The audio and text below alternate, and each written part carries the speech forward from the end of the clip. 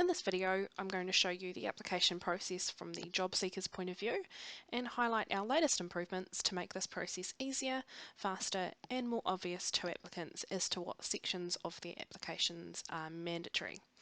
So here we have a test customer services job that I'm going to apply for, and I'm already logged into my job seeker account. So I'm going to open up that job detail, and after I click the apply for this job button, that will bring me into the application. So you can see once that loads, the ribbon along the top here outlining the different pages of the application process and which of those are required versus which of those are optional. So you can see here the personal details page will always be the first, which just holds the the really basic information about the applicant, and that will be immediately followed by the organisation questions or screening questions if you have them, before the candidate is then presented to the optional pages of that process.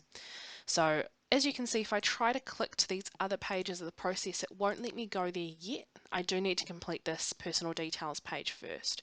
So I'm just going to go and fill in the compulsory sections that are empty at the moment. And I'm not going to autofill my profile for the purpose of this application, simply just to keep that one nice and easy for you. So I'm going to upload my CV here, and then just check that I have got these other fields all filled in.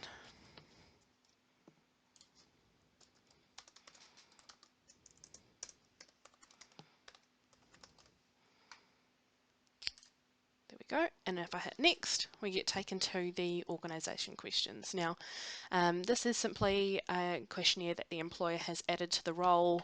They're obviously wanting some more information from me, so I'm going to go ahead and just complete the questions that they've put in here by popping in some answers. Now this one's a relatively short one obviously, but those application forms or organisation questionnaires can be as long as you need them to be.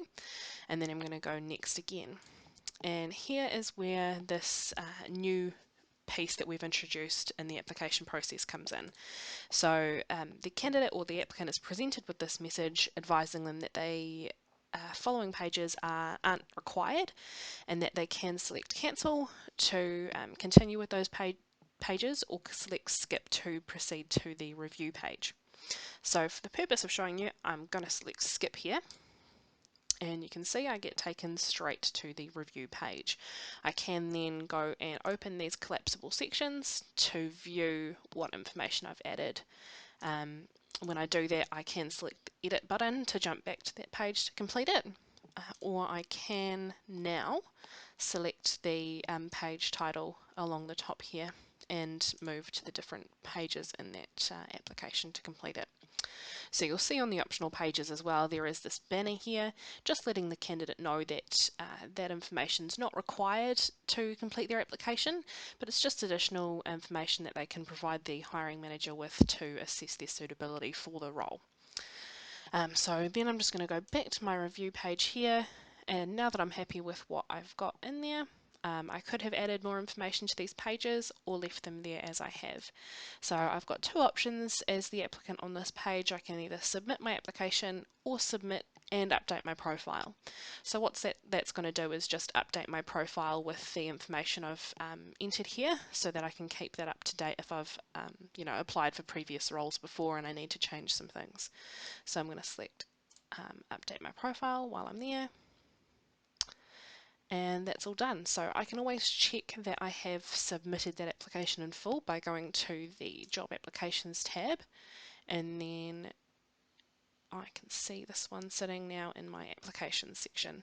So I can see what date I applied, when applications close, and then I also have the option to withdraw if I don't want to have my application considered any longer.